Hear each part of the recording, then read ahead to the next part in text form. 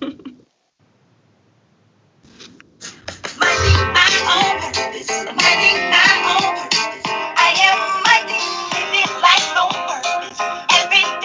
on in the room, yo.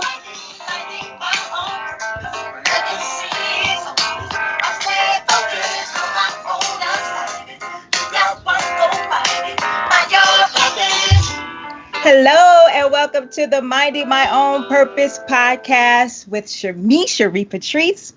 Today's segment, we have the voice behind the voice, and I am featuring former background vocalist, Miss Lois Du Plessis. I always say it wrong. We've been working on this for a minute. Help me out, Lois.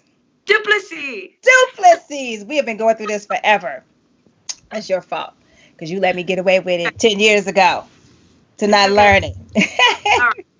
Come on in the room, baby love. I'm excited about having you. Thank you so much for having me. I'm so excited to be here. Hi, sister. Oh my gosh. So 10 years later, here we are, right? Oh my gosh. Can you believe it? It's been 10 years. That's so crazy. Man, let me tell you about this girl. Besides me not knowing how to say her last name correctly. I have my own way of saying it. But anyway, incredible heart, incredible girl. I mean, well, not girl, woman, all the way around. And I can't say enough about her.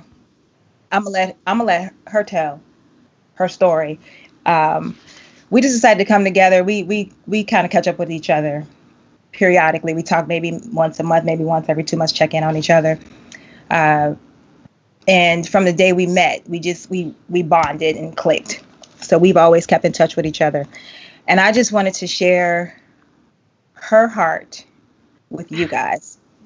So Lois, you ready, girl? I'm ready. All right. I'm so ready for this conversation.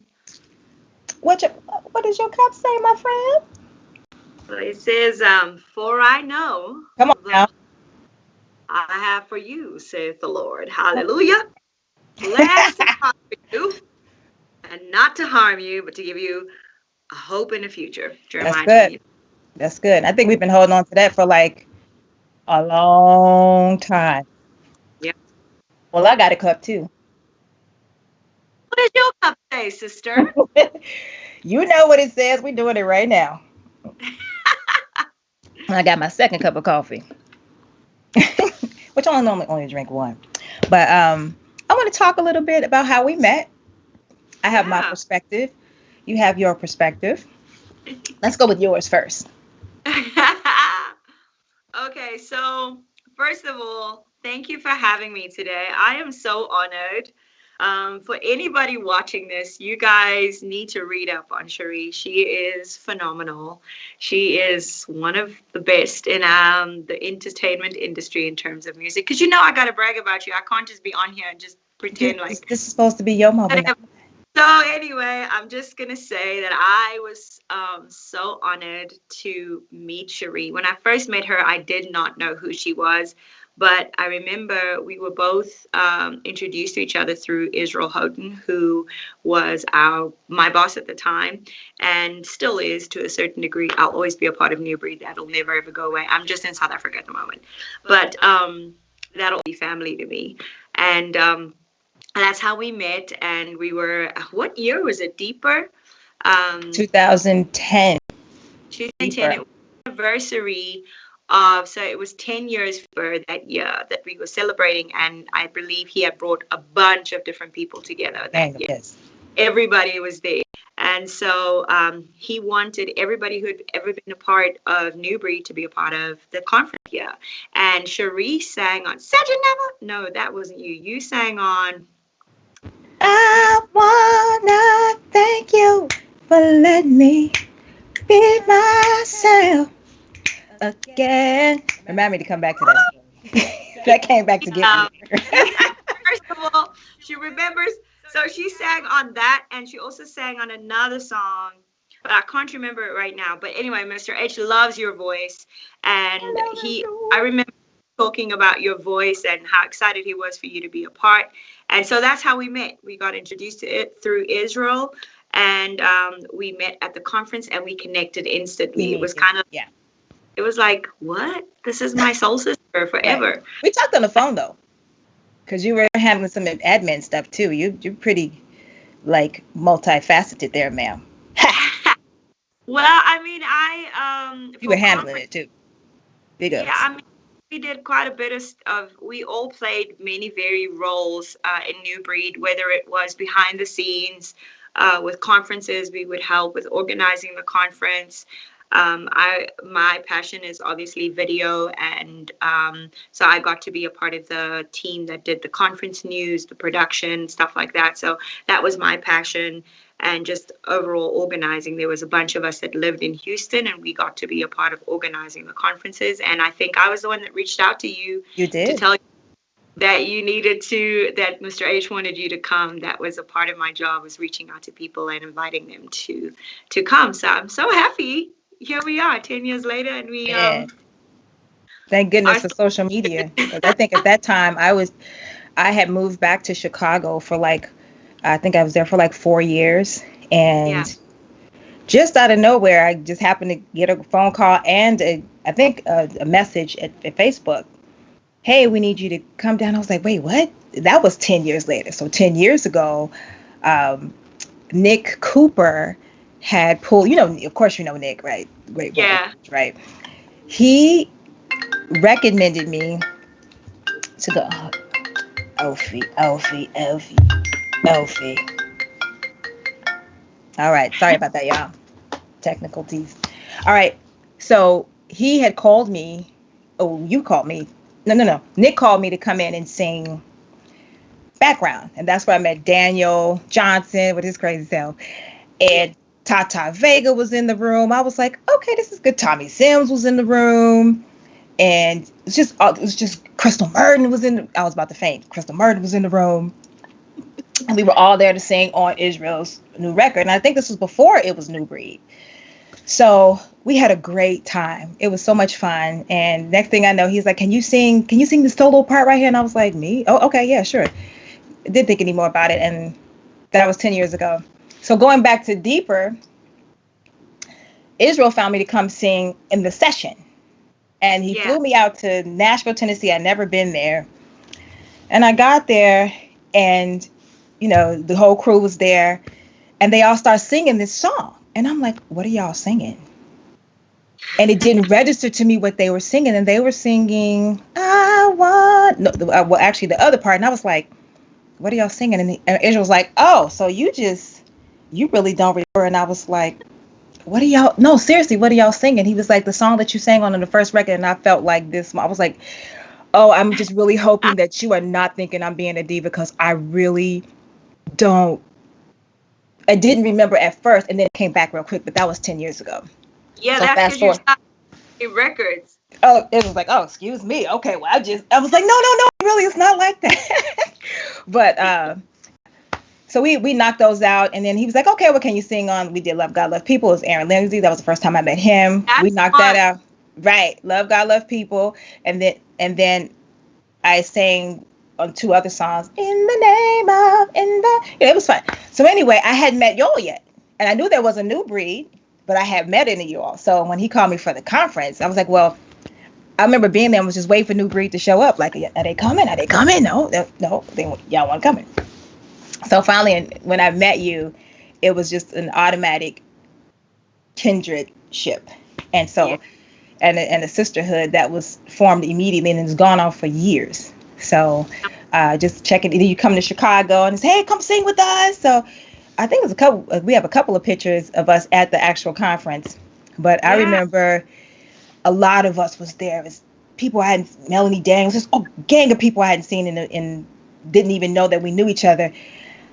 I recently went to YouTube, and you can find, there it is. You can find the conference on YouTube. Somebody took some snippets, some things I didn't take. I would take pictures of, and all of a sudden, I'm just hanging out with y'all. I didn't know that I was supposed to be singing with y'all or nothing. I'm just hanging out, they had free passes to go here and there, just having fun, going from room to room. And so we're in the backstage. He's like, come on, let's go. I'm like, go where? We're about to go on stage to do what? no, come on, let's go. We're going right now. I was like, to do what? And all of a sudden, I'm in the middle of this thing with the sundress on and sandals. And y'all got on the gear. Y'all got the jackets on and the shoes and whatever. And I'm in the middle, like, I'm going with it because I know most of the songs, because only the whole world knows all of Israel's songs, all the praise and worship songs. We worship you. And y'all just going to town. So then y'all start dancing and hopping. And I'm in the middle, and I had to move, like, right then and there, no matter what. And yeah, that was a y'all were doing the whole, like, and I was like, oh, gosh. And I remember Melanie, she was on the side. She was like, yep, that's what you get. But I had to move. And so it was a lot of fun. Y'all treated me like family. And yeah, we are. In the sundress. Yes. Getting our entire life. And it's been on and popping ever since. So the next time we saw each other was in Chicago. Yeah. And that's what happened then, Lo. I got all excited with the story. My bad. No. Hey, in Chicago, we were on tour with Love God Love People with the tour, right? That was it Love God Love or Love Revolution? No, well, it was Love God Love. No, that was Love Revolution. It was Love Revolution tour, but we sang Love God Love People. You did on tour. Sheesh, we did so many tours with Mr. H. That it's just like, it's so crazy to me. Like sometimes I think back, I'm like, man, was that really my life? Like, you know, like you think back and you go, wow, God, did that really happen to me? Yeah, all over the world. It's so surreal for me sometimes, but I'm so grateful. But anyway, we came to Chicago and we called you up, and Mr. H was like, hey, call Cherie up, you know, so we can have her come and sing with us on the date. And I think we were in Chicago. Was it that day that I stayed? That I stayed? You did stay? No. No, that was you came twice. So the second time, that's when you stayed. First time we came, we sang together. We just connected that night, and then we came to Chicago for something else. And I came and I hung out with you for a couple of days, and it was really nice because I had music that I had written, and I just was so shy about it, and I had never really spoken to anybody about my music because I'm super shy about it, and I just have always had this worry about what are people going to think about my voice because it's so different. And I walked in there and you were like, come on, let's go. Let's go. And you pulled something out of me, and you just gave me such a confidence booster that day. And you were like, you've got such, you know, just, you taught me to, I'll never forget that. You said, use the strengths that you have, use what you have. And I remember you saying to me, you have such a big range. You do. You don't have to do all the other stuff. Just use what you have. And I've held on to that for as long as I can remember. Is just you holding on to that and knowing that, man, use what you have. You don't have to have what anybody else has. But just use what you have. And I got that from you. So thank you for just dropping that little nugget into me and constantly pushing towards my personal best. That's awesome. Yeah, I said, come on, let's go. D came over. D Wilson came over with his guitar. He was like a kid. He came over. Y'all go follow D too, huh? D was so much younger then. He was. He's married now with the kid. Adele is everything and every bag of chips. She is hilarious. I have yet to meet her, but I always text and crack jokes to her. Anyway, you have one of my favorite songs that we can't seem to find, and I want you to record that song. If I could only see you. She wrote a song to her people back in, where are you from? Tell the people where you're from.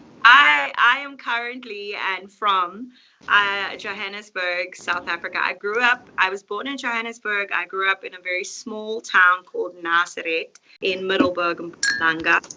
But I live in Johannesburg currently. And I used to have a long distance relationship with my family.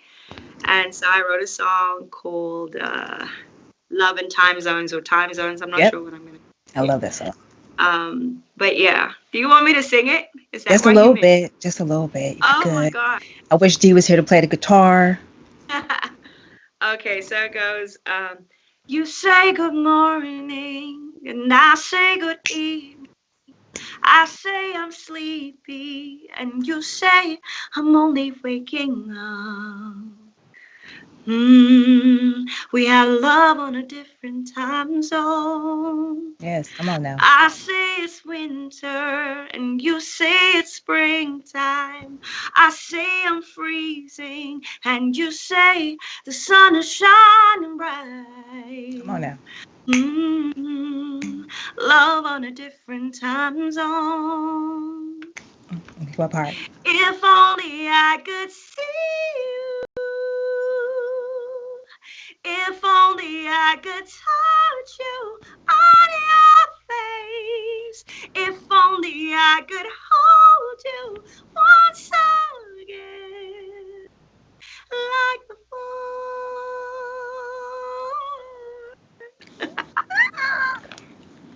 And child, with the guitar too, y'all don't even know. I could feel.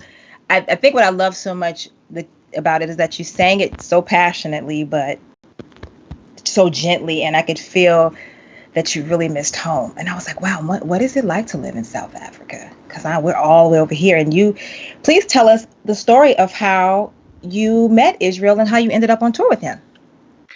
Okay, so initially I went to school to be an actor. So I was an actor, and then I was doing a promotional tour for an ad company, and ended up landing a job for selling advertising space for a new reality show, which we didn't ever really have in our country, called Pop Stars. And so I'm telling a long story, but anyway, we have that's time. How I started out in a little situation in life. And I was selling advertising space for the show, and we would go to these ad companies and try to sell ad space so that the show could go live. And then the next year around, my best friend, so I wasn't intending to enter this competition by any way. My friend asked me to go and audition with her. I auditioned with her, and I ended up going through to the top 10 of the show called Pop Stars in our country. And so I was a singer, actor, performer in my country, and a huge Israel the New Breed fan. I've always grown up in church. Church has always been my life. That has been my background. That has been my foundation. So I was a huge. So are you saying that you were not an original member of New Breed? Because I did not know. No, I mean, I wasn't in the first group of people that were part of New Breed. I wasn't on a line. I wasn't in New Season, none of those things. So when Israel came to the country, it was maybe 3 years after I had been in this reality show, whatever. So you know how these TV shows go, you're famous one day, next day, nobody knows who you are. And that's how it goes, and you carry on with life. Because that's how these reality TV shows work. And at that time, I was just working in my theater world, acting, and we were still performing as a band, but we were no longer signed to, we were signed to EMI, but we were no longer signed to them. So I was acting a lot more. And Israel came to the country. He did a concert. I was so excited to go to this concert. I loved his music. I was a fan, super fan. We all are. And I went to the show and I was praying. Literally, I was praying. Well, if I just rewind back, so a couple of weeks prior to that, he was singing at a conference. He was there with Eddie Long, Bishop Eddie Long, and he was singing at this conference. And I remember saying to my friend, I'm going to sing with that guy one day. And she looked at me like I was crazy, but it just shows you like the power of speaking things into existence. And then a couple of weeks later, he came to Bishop Tudor Bismarck's brother's church, Mark Bismarck's church, and we went to the concert. So I was praying the whole day. I was like, Lord, please, if you just hear my prayer, if I could just meet Israel. I don't care about anything else. If I could just meet, that's all I want. I just want to meet him. So after the show, he said, well, I don't normally do this. I'm going to open up with some questions, which I thought this is God answering my prayer, because I was praying all day. And he opened up for questions. I didn't know what I was going to ask. I just wanted to meet Israel. I went to go stand in the line. People were asking questions and whatnot. And when it got to my turn to ask a question, somebody started screaming for me to sing. And I was like, shh. And they were all like, sing. And I was like, no, keep quiet. And then eventually he goes, oh, she can sing. And I was like, oh, no, I just wanted to meet you. Thank you so much for taking our questions. I'm so excited to meet you. I was so stoked that he was speaking to me. And I didn't sing.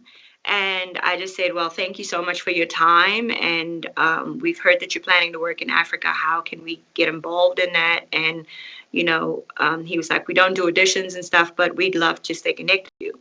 And that was that. I was so satisfied that day. I met Israel. I left. We didn't connect that day. I didn't take his contact. He didn't take mine. I left. So about 6 months, he comes back to South Africa. At the time, I was hosting a TV show on SABC2 here in our country called 316, which was a Christian magazine program. You're hosting?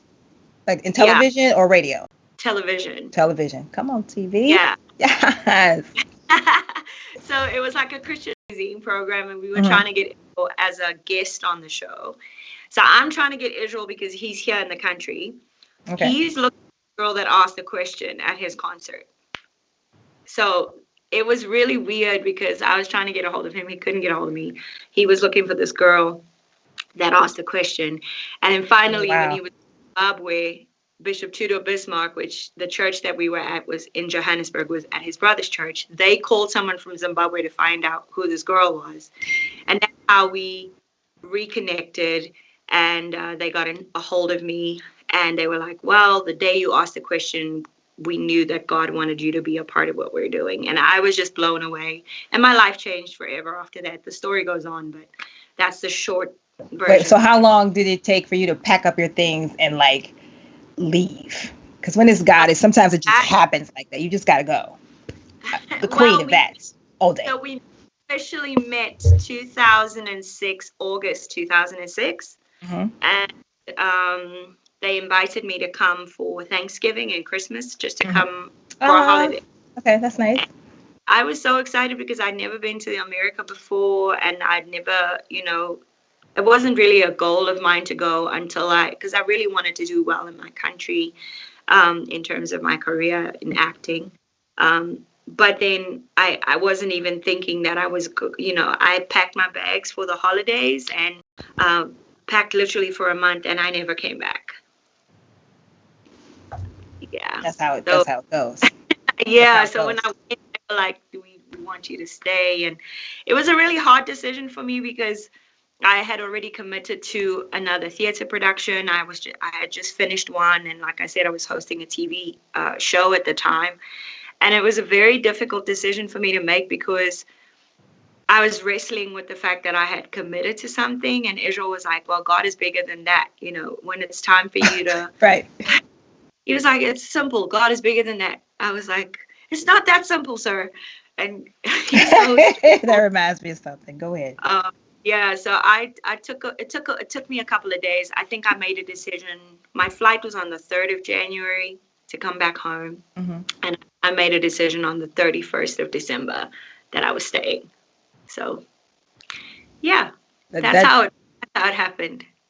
Wow. That's cool. I remember when I first did my first independent record. I was like, yeah, this is my plan. And he was like, so you sure you don't want to I said, no, I see my way back in 2000, I think it was 2002 or 3. Or before I got married, I was making this, I started working on this independent record, which is First Fruit. And I said, I just want to sit and I just want to sing in a coffee house. And he was like, a coffee house? That's it? I was like, yeah. He was like, you sure? I was like, yeah, I just want to sit and sing acoustic Christian music and sing the word in a coffee house. And he was like, okay, well, when you're ready to tour the world and sing in a stadium, holla at me, let me know. But at that time, that's where I was. I just was not interested in doing all that. And I think he was probably just forming New Breed and stuff at the time. But wow. So you're here And so, what was the first record that you sang on with Israel, and as a New Breed member? First Fruit is one of my favorite records. Pure. First of all, we're talking about the. I'm sorry, I just had to have a little segue. No. Guys, if you bring it in. Let's go back to the first song. Yeah, Cherie's music. Do yourself a favor. If you're a background singer, here we go. Do yourself a favor and get her music. Like, her style is so unique and so authentic. And okay, we'll go back to Israel. I see you getting upset with me. I'm not getting upset. I'm just letting you. I forgot that they can see me because I'm looking at you. I'm gonna get you. Her music. Get her music. Okay, the first record I sang. Yes. Sound of the New Breed. We did. Israel had this vision to do something with New Breed on their own. So I landed in Houston, and they were busy recording these records. And I actually landed and went straight to the studio. That's how it goes. Yep. We picked up Popeye's chicken. Yep. That day, and then we went straight to the studio, if I remember correctly, because I wrote all of this stuff down. And they were working on Sound of the New Breed. Was it Freedom first or Kingdom? I think it was Freedom first. So that was the first album I sang on, Sound of the New Breed, Freedom, and Kingdom. And then right after that, we did the very first Deeper conference. That was my first Israel and New Breed. What was the moment that you feel like, oh my gosh, I'm with the New Breed? Mama, I'm on the radio. Yeah, God's anointing is everywhere, and we're actually a part of a movement that has changed the worship scene forever. What song was that for you? I would honestly say that the moment. Okay, so first of all, I stayed with Mr. H and his family for the first couple of years that I moved to the States. So I think it became really real to me during the process of them writing for Deeper. And I remember a moment really hit me was when he was writing the song Deeper, and he was sitting at the piano. He was just going through these words, singing about close enough to feel the cadence of your heart. And I was just like, in that, I think you love Jesus. You really do. Like me. Is this really happening to me? You know, like, I think I had so many of those moments over the years that I could distinctly remember where I just would sit in a room and go, am I really sitting here? Is this really happening to me? Mm-hmm. I still feel that way sometimes. Yeah. I totally get it. So we were talking about your responsibilities. Did you get a chance to work with anyone else during this time? Did you guys sing with other artists, other gospel artists? What were some of like the pinnacle moments that you had while touring? Yeah, I'm really grateful for Mr. H. He opened so many great doors for me. He introduced me to Hillsong London. We went to London and performed there. And then when they came to the States, I got to do the tour with them. I also got to be with him tour with Darlene Check, which is like one of my idols. No, not idol, but worship heroes, I would say. She is just the epitome for me of like. Babies don't know. The babies don't know. The babies don't know about Darlene Check. They don't know about that. I'm just saying they don't know. That's okay. Well, that's another subject. Yeah, she is. So we got to tour with her. Who else? BJ Putnam. I got to work on a little bit of Ricardo Sanchez's record, you know, and I believe that everything is relationship. Every relationship, like something we used to say in New Breed is life moves at the speed of relationship. And the more relationships that you have, the more open doors you have really in life.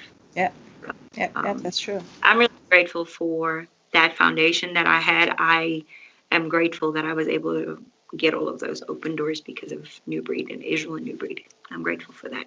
That's awesome. So the biggest, I think when I got to Deeper, you were pretty much holding the singers down and administrating, which I spoke of earlier. I was really impressed But then I got to sing with y'all. The first time I was like, come on, we going on stage to do what? To sing. Okay. But when we got to tour, well, I didn't really get to, I just get, I get called on spot dates. I came and showed up. And you're like, okay, this is what we're going to sing. This is, I mean, it's like, I wouldn't say mother hen, but I could tell, like, I didn't know that you were like the head of, and I don't mean that word facetiously at all and making light of. I like the word personally because the show's order and leadership. So you were in a place of, that's a better word, leadership. You portrayed that, and the other members had respect, but you all had respect for each other. And I could also see your values. I could see the word was implanted, and you all were really trying your best to work in excellence. And so I was like, oh, okay. It was a time, you knew the schedule. You knew when he came in, what warm ups and sound checks and all that stuff. And then when he came in, you hit it. Then it was time to perform and go on. Then it was a certain etiquette. So you led by example. You never said, shh, be quiet.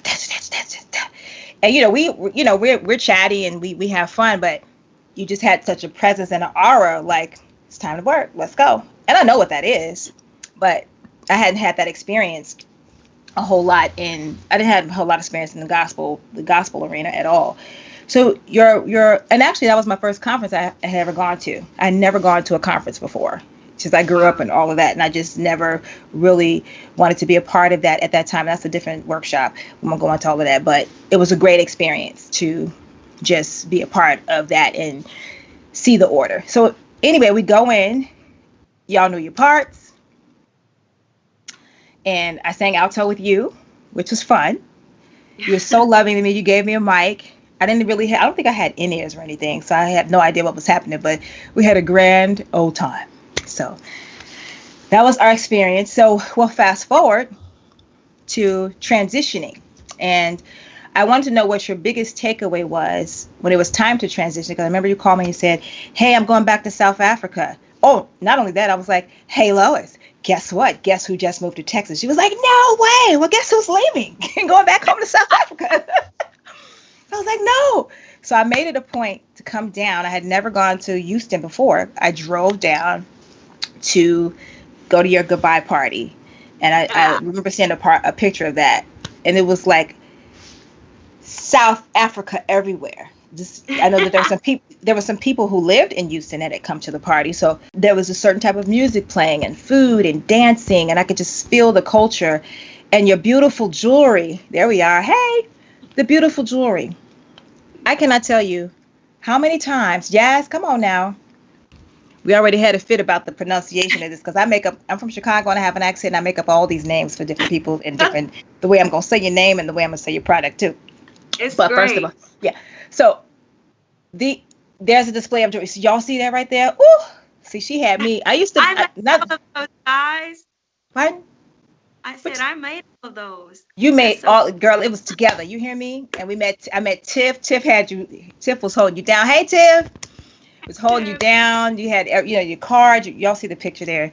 So a lot of people, I would come home and they'd be like, "Where'd you get those earrings from?" I was rocking your earrings yesterday, and your earrings are also on my album cover with the head wrap. Yeah. So I said, my friend, she made these. Go to her page. This is her link, and y'all get to do that today too, because she is, y'all. This is her stuff, handmade, beautiful, South African. See my bracelet. I can't sing the song. Y'all know what this go to, because I don't want to pay. I don't want to take people's stuff and be messing up people's rights. Since I'm Miss Rights and everything for independent artists. But yeah, tell us some of the other things that you do, Lois, because we are more than just singers. Tell me about your life, Mama. I like you said, I design jewelry, and I think when you live in the United States of America and you're a foreigner, you have to do multiple things.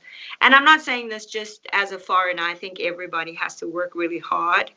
But I learned very quickly that traveling and singing with a group wasn't enough, because at the end of the day, you still have to pay bills. You still have to keep up a life. You have to buy clothes. You can't be out there looking raggedy. Right. and you're performing.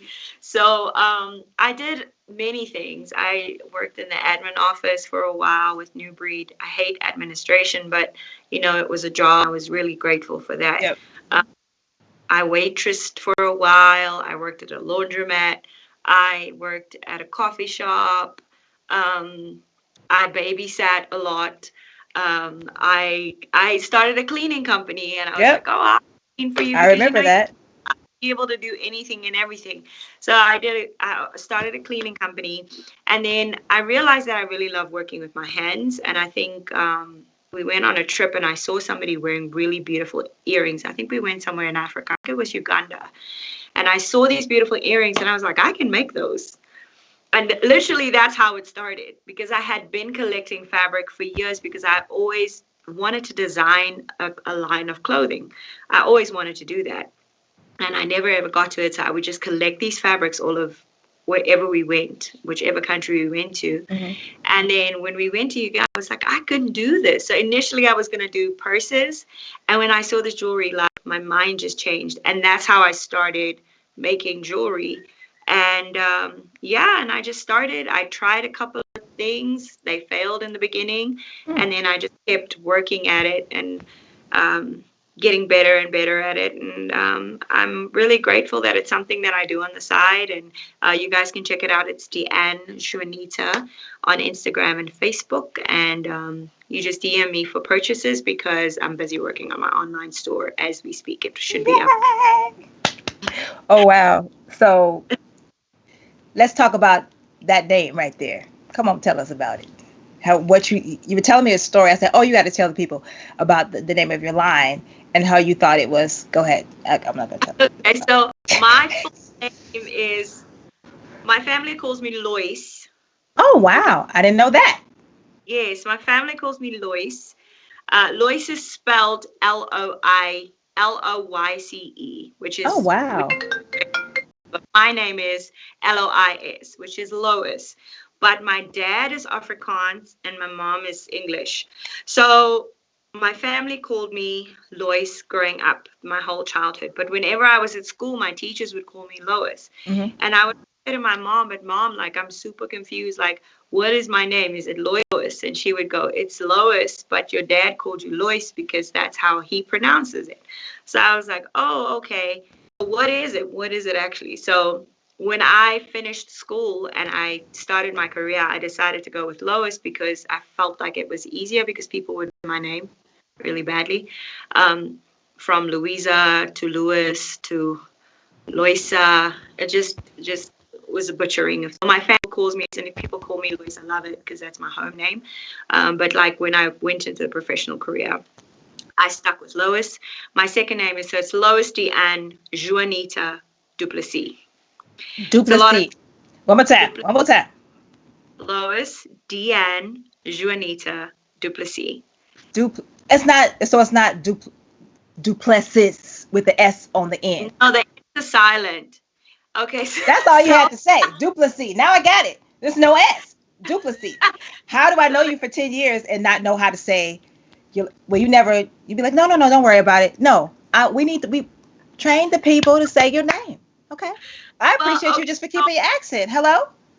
Well, the reason why I wasn't that, I mean, if people get my name wrong, then I feel some kind of way. But with my surname, I learned when I moved overseas that many people have different interpretations. Like, for instance, my third name is Juanita, as I was named by my mom.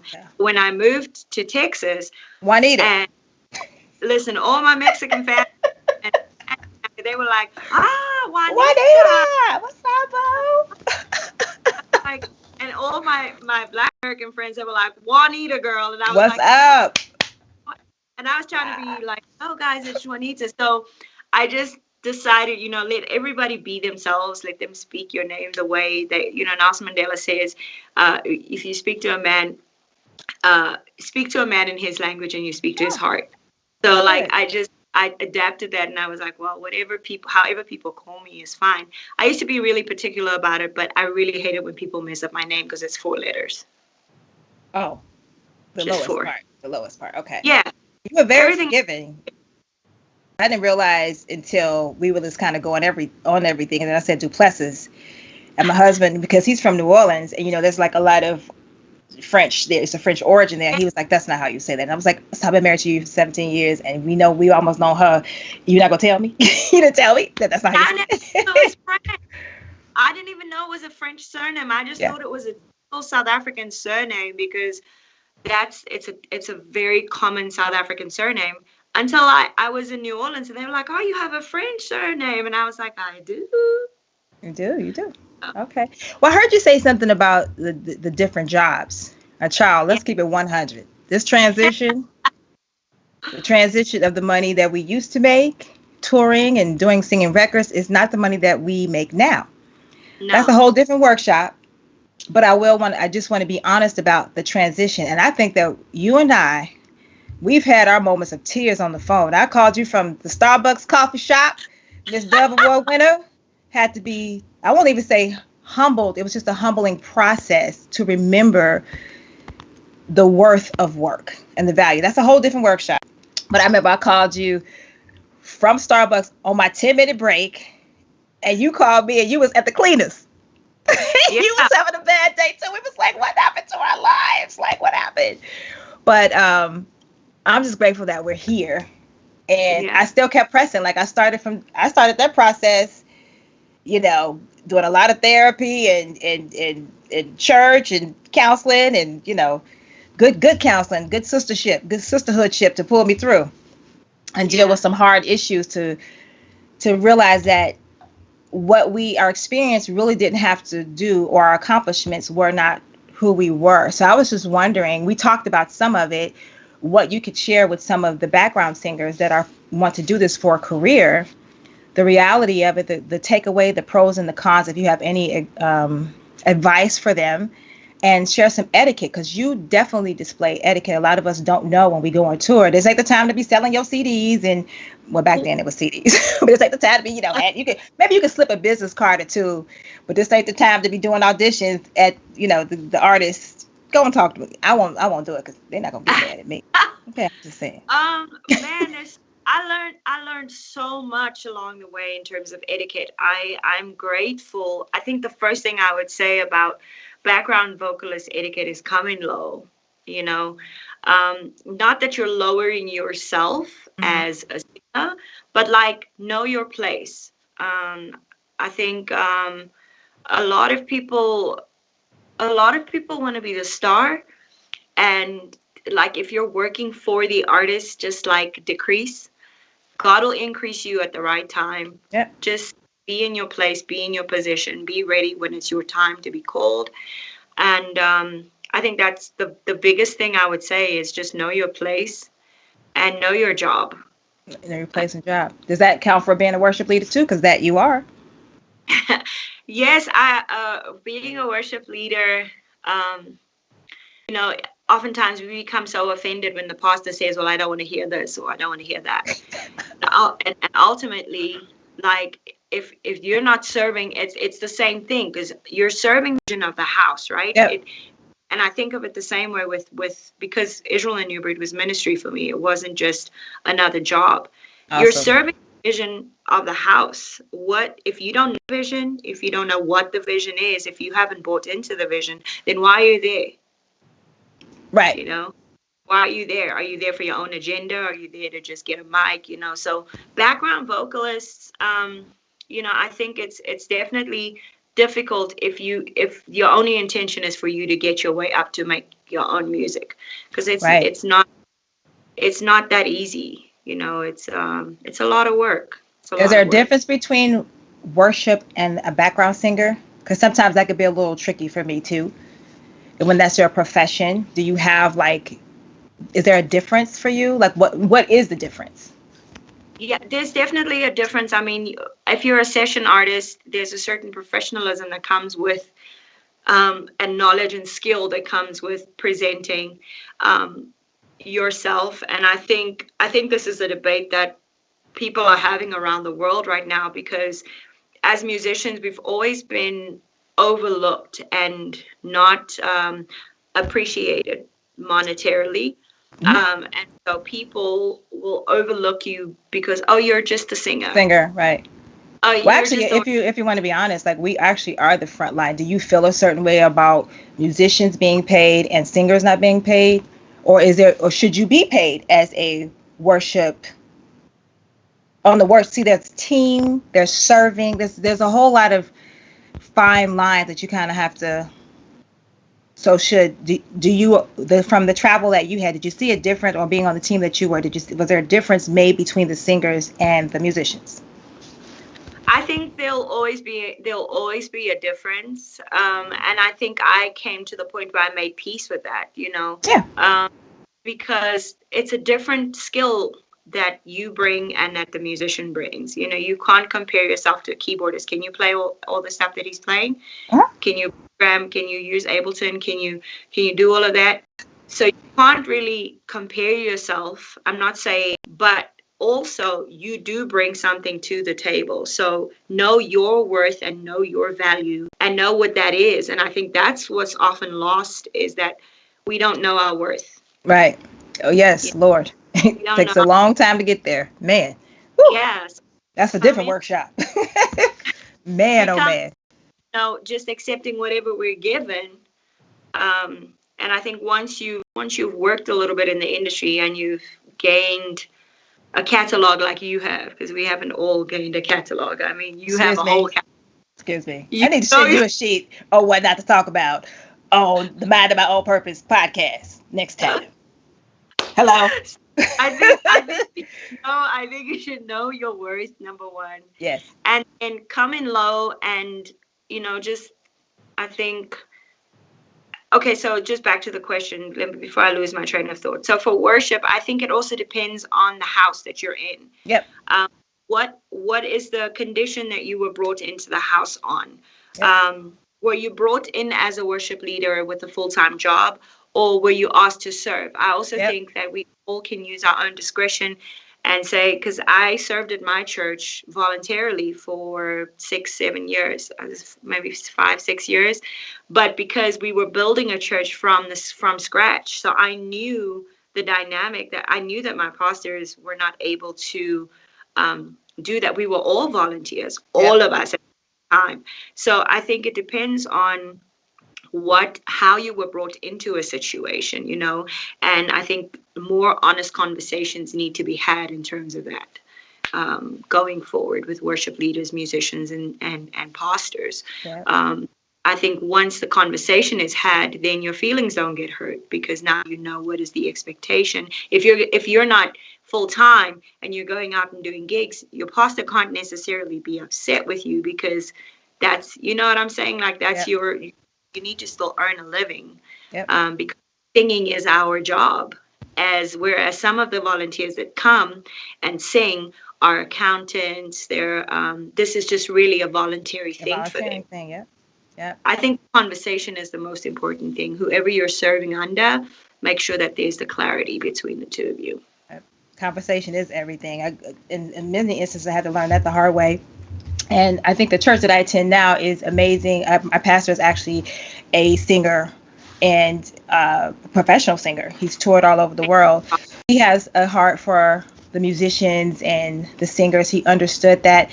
I knew going in, a lot of us come in broken, and, we have issues, and with our tissues for our issues, whatever. But I had to really do the work and, like, do I want to do this right now? And what kind of heart am I going in with? It's important as singers that we take breaks. You know what I mean? Yeah. Get filled. And if we're used to always pouring and pouring and pouring, it's important that we deal with those things before we bring some other stuff that we don't need to be bringing. And serving doesn't count. Yeah. So I think it's important to really know your seasons, know when they're changing. And I think that a conversation, which is some of the hardest things that people don't want to have, it took me a year to have a conversation to say, hey, you know what? I think I'm supposed to be doing something else, because when you're trained to always, the moment you go into a ministry, they grab you. And I think the gift, they love the gift, but they don't really realize that as vocalists, we are people and we are human and we are flawed, just, as pastors are and human, period. It doesn't matter whether, ministers, artists, we're people.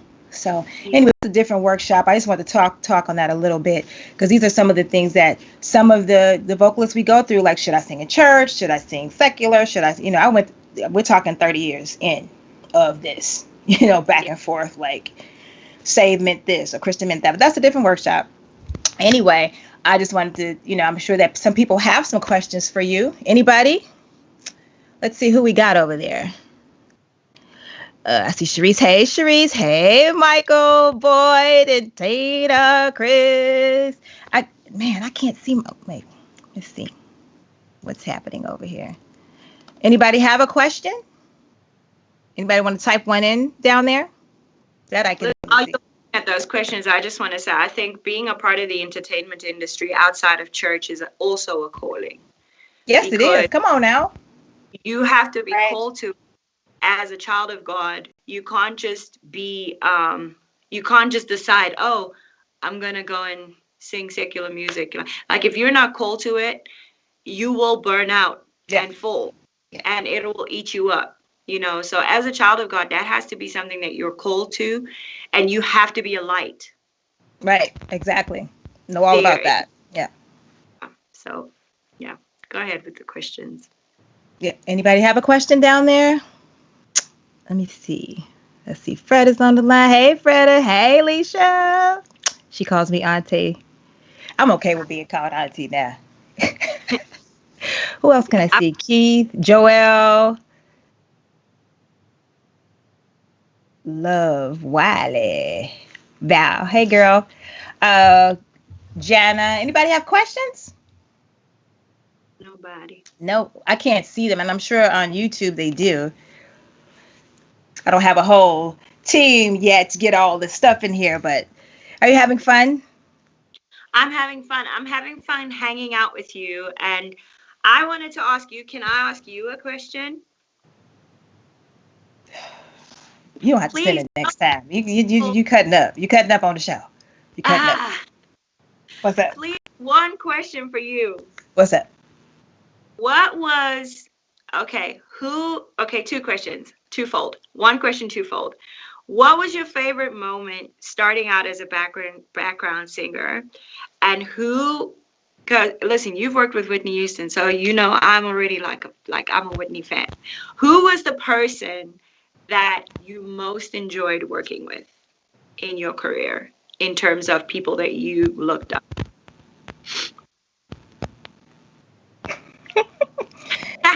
Lord, oh gosh.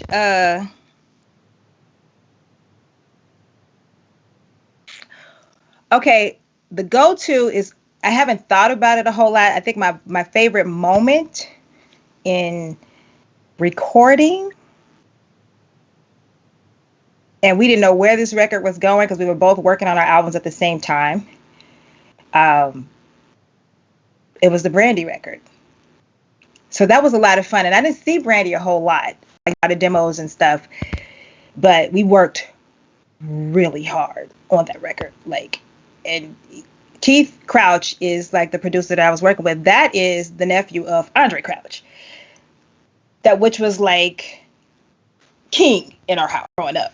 So it was just we clicked automatically when we first started working together, and he would just give me all these notes, and I'd be like, "Oh yeah, I can hit that." Because I've been singing with Andre like all my life. Well, starting from the This Is Another Day record, which is the babies don't know about that, but I would practice all these notes and stuff. So wait, reverse. You sang on Andre's record? Oh, did I do? Did I make an Andre record yet? I don't think I did. Nope. I'm thinking. Because I'm like you. I grew up on Andre. That was my. Yeah. That and Jimmy Swaggart. Jimmy who? Jimmy Swaggart. Oh. You better love some Jimmy Swaggart to take it all the way back. Come on now. My daddy used to listen to Jimmy Swaggart, but you weren't about to tell him nothing about little Jimmy Swaggart. You hear me? That's how Or I grew Kenneth up. Hagin. Okay, well okay. So it was the Brandy record that was fun. We was hot. We was in there. I think that's when ADATs first came out. So we was in a room, a bedroom, creating these hits. And I was not I was a songwriter and an artist, but that's not what I was there for. So good, it's important to know your role. But that was the first producer that I would just be intrigued to sit there, and they didn't ask me, well, what do you hear? Sing this, well, write the part. He would literally be sitting there making up all these parts. So I didn't make up any of them parts. All those harmonies in between that Andre used to do, it was just in the DNA. And I was just sitting there amazed. Well, can you hit this? Yeah, let's do it. So it sounded like horns, like the harmony parts were like horns. They didn't spend a whole lot of time on like the leads for the demo, but they would just get transferred over. So I remember when the record came out and I was waiting for mine to come out on BET, I Want to Be Down had come on. I didn't sing on I Want to Be Down. I came in after that and finished up the record. When Baby came on, which I think Rasan wrote, Kipper Jones wrote, and Keith, they all collaborated together. When that came on and I saw the video, I was like, this is fire. My record still hadn't come out. And Brandy was very young. She used to call me on the phone and was like, hey, Cherie, I'm so excited. I can't wait to da. She knew the songs on my record and I knew the songs on hers. But hers came out. Mine never did. So it was just fun just watching her. Right. So every time I'd see it, I'd be super excited. The second song, my moment and I'm going to be completely honest. One, there's a lot of records that I've sung on that I've never met the artist. We only know each other by name and by voice. Whitney Houston, I never met, but I sang on her album, okay, because Babyface hired me for that. But who I did remember meeting, and I was pregnant, super pregnant with my third child, was Toni Braxton. Oh. And baby, let me tell you something. I was so tired and so pregnant. She came in the room and I was like, oh, hey. I was just out of it. And she was just sitting there talking to me. And I was like, oh, this is the first artist to like sit. And she was so sweet and so nice and so engaging. But that because I wasn't like, oh my God, Toni Braxton. I didn't do it. Like she was on her second record and she was huge. But I just was tired. And we had, a session with Keith is a session with Keith. Ain't no sitting down with Keith. You're going to work. You're going to work, right? So, yeah, we had a really good conversation. And she probably don't even remember it, but she left an impression on me that, wow, that is a well-rounded young lady. Because I wasn't starstruck. I was just in the moment. So our exchange was good. That was a good moment for me with her. So that's that. I had it on Facebook. Huh? Is that a question? Oh, on Facebook. Good question. Get the interview. Steffi Clark says, get interview. Yeah, shout out to Keith. Oh, shout out to Keith. Hey, Steph. Yeah, that's like the bottom. That's pretty much on all the records that I've said. CeCe Winans, the Winans. I mean, like those were like people that I grew up with. So I got, even though I wasn't connected to gospel, at that time I had some issues to work out, growing up, as we all do after we get a certain age. We have to try to find our place in God and our foundation in God and what we want to believe. Yeah. It was kind of away from me. So when I recorded with CeCe, when I recorded with Winans, when I recorded, I could care less. I was just like, okay. And then I wrote a song, which ended up being a Dove Award with For Anointed. And I was like, oh, that was great. And I had a lot of fun with them, but I just wasn't connected like that. Anything is possible. In him all things are possible. Yeah. So anyway. Some of this when I interview you. Well, you know what? You're fired. So this is kind of what the singers do when we get together. We talk and we share our experiences. We pray for one another. We hold each other up. And like I said, I remember calling you. I'm gonna post my apron. My a lot of people in Texas know I worked at Starbucks. They know I did. This was just last year. Don't blame. No shame. There's no shame. Right, exactly. You gotta do what you gotta do. And I think that's something that needs to be said to all singers. Thank you, Labia. That's Molly. Hey, Molly. I'm all screaming in the mic. I'm sorry. That's Molly. What is she saying? Think there's something to be said of, if there's one thing that I learned going to New York to do auditions there for acting, everybody there sings, acts, dances, but they're willing to do the other grind, which is waitressing, bartending, doing whatever you can until you can do what you want. Do whatever you can until you can do what you want. And I think that is something I've adapted with my life. So whatever I have to do in the now, it's fine, until I can do what I want to do. Yep. And also, what I learned is singing came naturally to me. It was just like running water. It really didn't feel like work because it was something that I enjoyed doing. But to be an artist, and there's a certain discipline. Let me tell y'all something right now. Get your education. Go through. Do your work. Don't be playing star in school, because some of y'all went to school with me. Y'all know that's a different workshop. But that's a whole different workshop. Some of y'all know that I was singing 24/7, and school was just not my thing that I wanted to do. Couldn't wait to get out of school so I can go that's what I wanted to do. So beyond that now, what it is that you have to still, it's going to take the work ethic as an independent artist that some of us didn't get in college. And you have to learn it almost before 50 to say, this is what it takes to be present to your artistry and for it to work. That's a different workshop. We'll talk about that next time, because I know we're on a limited time, but we got to do the work. You don't escape. So I want y'all to school with 1988, 1999. You don't get away from the work. You don't get away from the work. I'm doing the work right now. Even them gym classes that I used to just not show up to.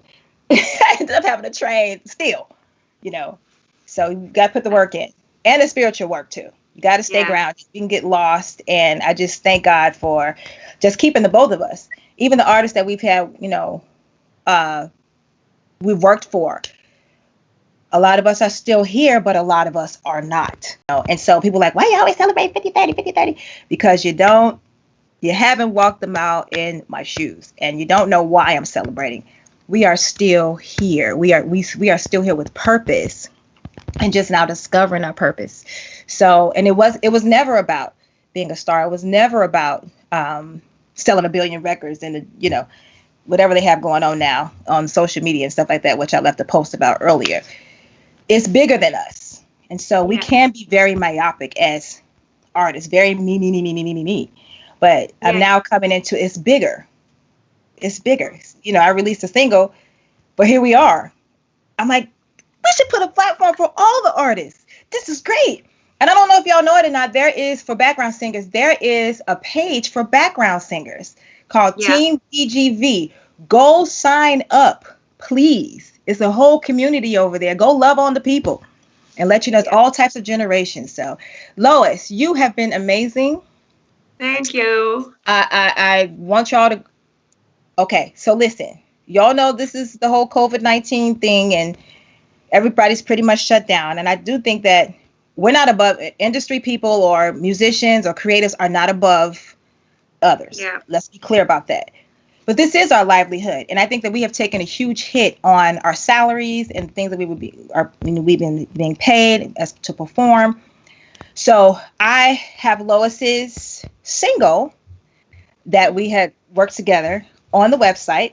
And I think it's right there. You can go there. She's first. Go on right on there and click on there and bless her, because it's going right to her. That's her gift.